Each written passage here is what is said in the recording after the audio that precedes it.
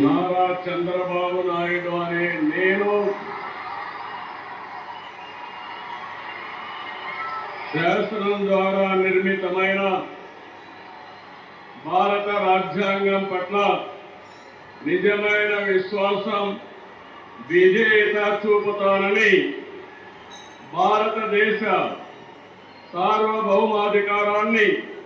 సమగ్రతను కాపాడుతానని ఆంధ్రప్రదేశ్ రాష్ట్ర ముఖ్యమంత్రిగా నా కర్తవ్యాలను శ్రద్ధతో, అంతఃకరణ శుద్ధితో నిర్వహిస్తానని, భయం గాని, పక్షపాతం గాని,